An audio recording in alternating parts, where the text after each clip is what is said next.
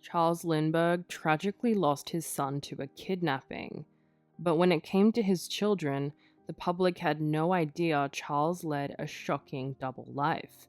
He took his darkest secret to the grave, but it wasn't long before the disturbing truth came out.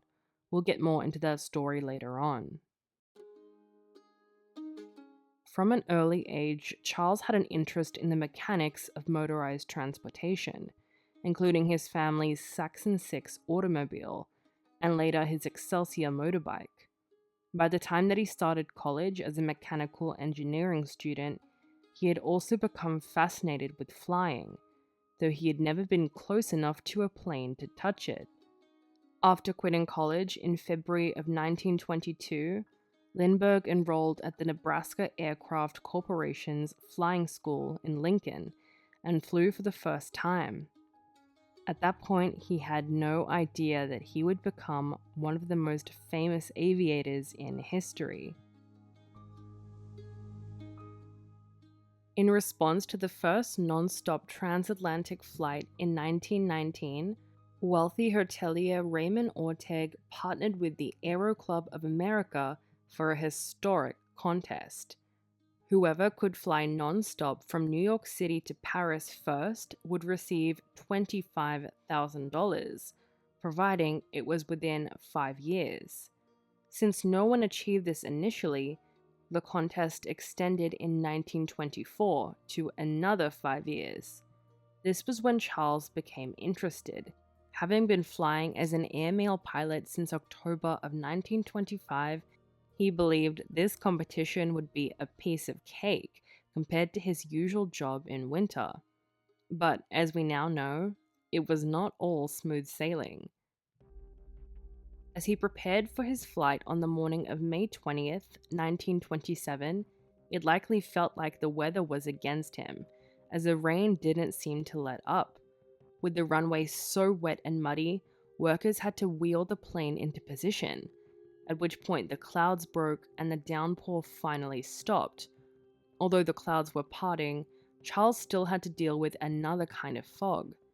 By the time he launched this endeavor, several pilots had made previously unsuccessful attempts, many of which either perished, became injured, or just disappeared.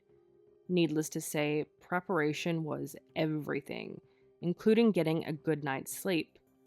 But all this work had made Charles so busy that he barely slept the night before. Still, he wasn't about to postpone, especially with such a crowd. On the morning of his takeoff, a crowd of several thousand people gathered to see him depart. Finally, it was time. Having taken off at 7:52 a.m., Charles reached Boston 2 hours later and noted Cape Cod to his right, but was already experiencing issues. Nothing was wrong with the plane, but as the adrenaline of starting his flight wore off, his body remembered his lack of sleep. Over the first day, Charles flew along the coast and found it challenging to stave off that desire to sleep, often changing altitude to keep things interesting. But it wasn't long before he got another rush of adrenaline. At around 8 p.m., the stars had come out, but Charles still had trouble seeing where he was going, as a thick fog had descended. From his altitude of 800 feet, he climbed above the fog to 7,500 feet, and eventually 10,000 feet. There he found an enormous thunderhead, and, with little cause, flew straight into it, only to turn around when ice started to form. Unfortunately, his energy level wasn't improving. Halfway through his trip, his lack of sleep was proving more and more of a burden, especially as he passed his 18th hour.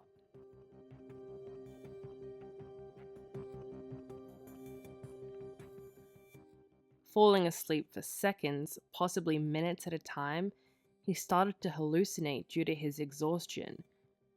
He was planning to celebrate reaching this point in the journey, but his mental state made this impossible. Luckily, he made it across.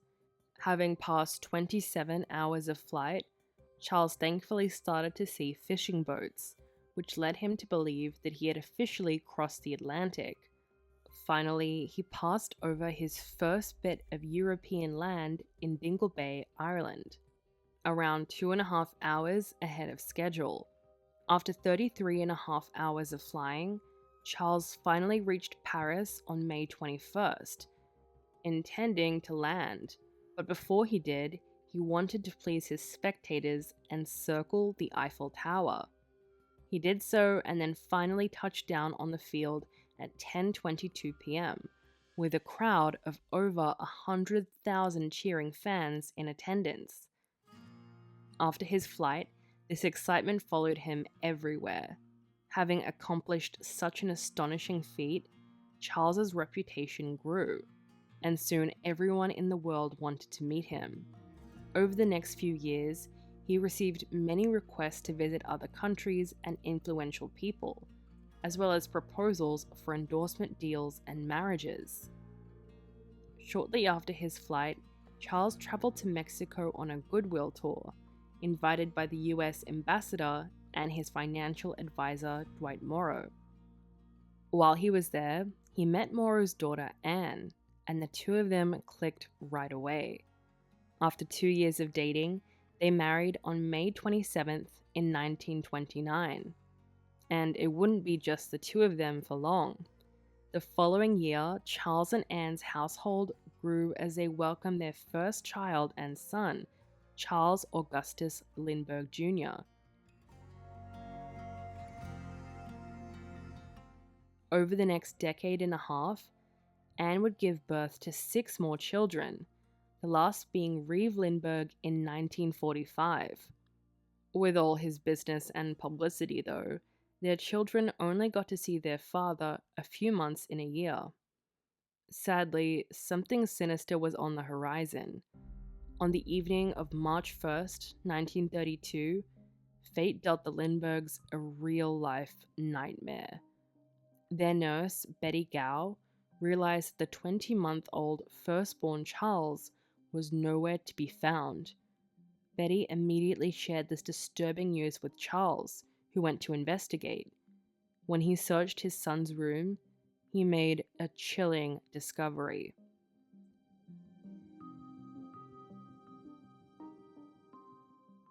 A ransom note sat waiting on the windowsill, and there was something strange about it. The grammar was spectacularly bad, and the handwriting itself was abysmal. Part of it read, "Dear Sir, have 50,000 ready, 25,000 in $20 bills, 15,000 in $10 bills, and 10,000 in $5 bills. After 2 to 4 days, we will inform you where to deliver the money." The note also warned the Lindberghs not to involve the authorities. Charles's reaction was heartbreaking. The disappearance of his child caused him to reach for his firearm. Both he and the butler went out to search the grounds, but what they discovered outside the baby's window likely made their blood run cold. Someone had clearly used a ladder to climb into the residence and take the baby. They found the remnants of a ladder as well as a baby's blanket. What was Charles Lindbergh to do? Well, first off, he chose not to abide by the ransom note's request, hastily getting into contact with the authorities and his attorney. An investigation was launched immediately, but the findings were utterly disappointing. Though a fingerprint expert scoured the room, the ladder, and the note, they came up with nothing. It also didn't help that the distressing news spread like wildfire. As a celebrity, Charles Lindbergh's name drew a lot of attention, and so when the news of his missing child leaked, curious onlookers and folks hoping to help arrived at the Lindbergh residence. Unfortunately, they wound up doing a lot more harm than good, likely destroying any evidence of footprints that there had been. Even during the trying times of the Great Depression, Charles Lindbergh and his wife were willing to go to jaw-dropping lengths to have their son returned to them, on top of the $25,000 reward offered by New Jersey officials, the Lindberghs sweetened the pot by promising another $50,000, bringing the total reward money to $75,000, which, as you could imagine, was a lot of money back in the day.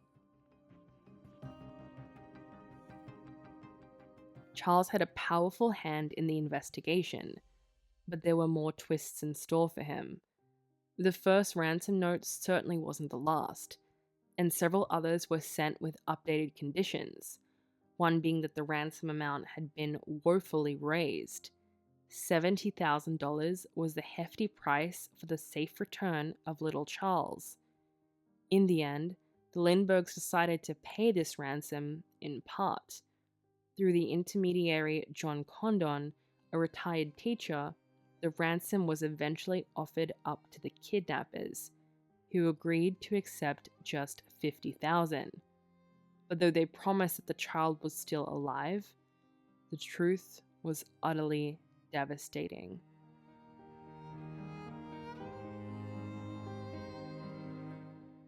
On May 12th, Charles's worst fears were made real. His son was found, but he was not alive. A delivery truck driver found the boy's remains by happenstance by the side of the road. It looked like the perpetrators had attempted to bury him, but they had done a horrible job of it. After all that, Charles chose to cremate his little boy. But even plagued by the sting of grief and defeat, there was still justice to be had. For 2 years, the kidnapping investigation dragged on, until finally something popped up. Authorities had recorded the serial numbers of the bills used in the ransom, one of which surfaced when German immigrant Richard Hauptmann paid for gasoline in 1934. After authorities found evidence in his home, including $13,670 of the ransom, he was eventually sentenced and executed on April 3, 1936. This was a small amount of justice for the horrors inflicted on the Lindbergh family. In the years following the incident, Charles's work continually took him away from home. Stemming from his prolific reputation and status as a colonel in the Army Reserves, the US approached Charles with a request in 1936. Over several visits, he traveled to Berlin to meet officials and attend social functions, with the primary objective being to assess their air force in the years leading up to World War II. As it happened, he might have been the wrong choice. Charles had made some powerful connections with the German government, later attending a dinner with several officials in 1938. While there, the German air chief even gave him the Commander Cross of the Order of the German Eagle. After examining the steadily growing German Air Force and thinking back to the brutality of World War I, Charles's view on America's part in these global affairs formed.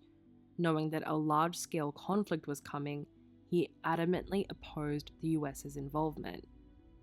This kind of thinking, though, didn't last long. His views on appeasement and isolation seemed to vanish following Japan's attack on Pearl Harbor.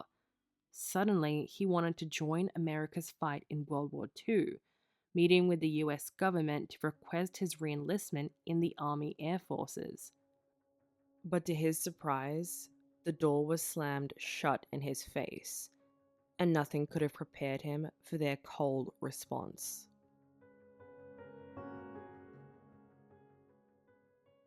Unsurprisingly, most people who heard Charles's request to join up again as a US Army pilot were pretty hesitant, to say the least, given his long history of public statements ranging from promoting appeasement to sympathizing with Germany.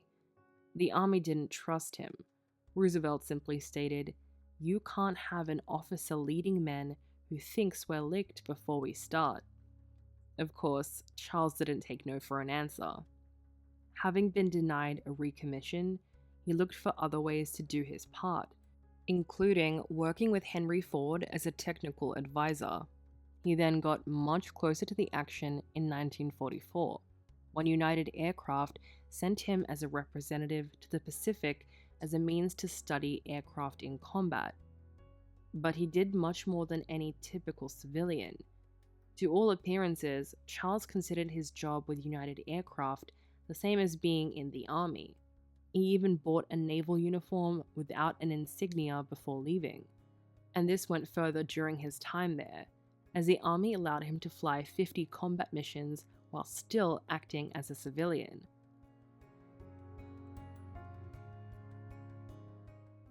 Charles's career had certainly been a roller coaster. As the years wore on and he grew older, his lasting legacy seemed already set in stone, but it would later prove to be far more malleable than he realized. After constructing an A-frame cottage in 1971, he chose the Hawaiian destination as his place of retirement. Unfortunately, things took a turn for the worse. A year after building his retirement home, Charles received a grave piece of news.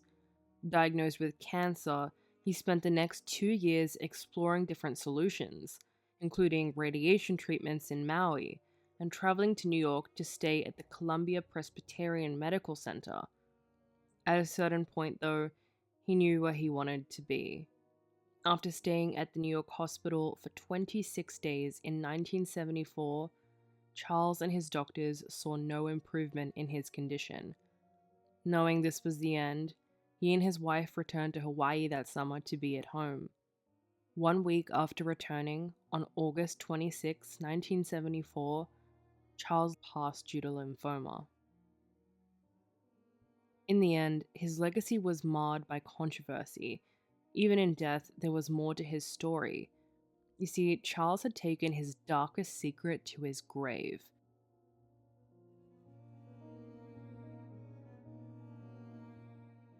To fully understand it, we have to flash back to the start of 1957.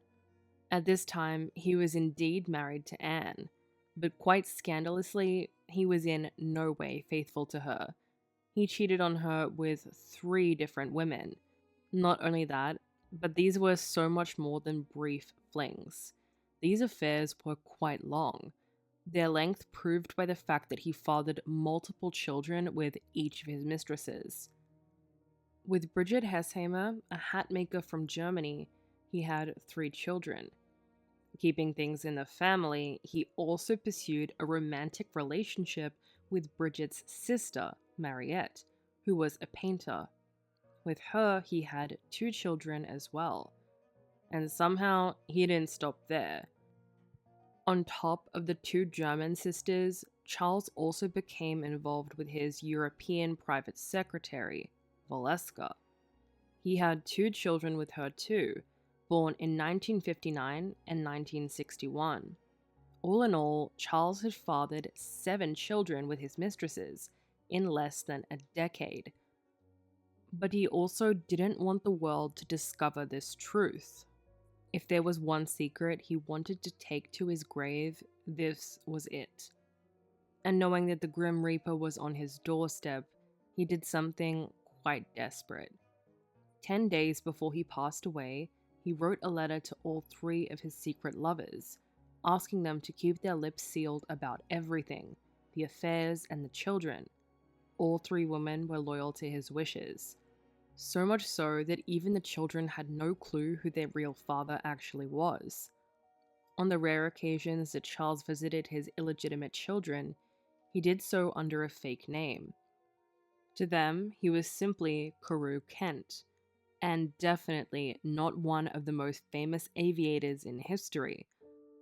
Quite possibly, Charles may have gotten away with burying his scandalous secrets forever, if it hadn't been for one of his daughters. When Astrid found 150 love letters, she had physical proof of her suspicions. There were also photographs. Still, she kept his secret, until her mother and Anne Lindbergh passed on. Then she and her siblings felt free to make the truth known. His children were, as you'd expect, devastated to find out their father had secret families. But that just proved that no secret can truly stay buried forever.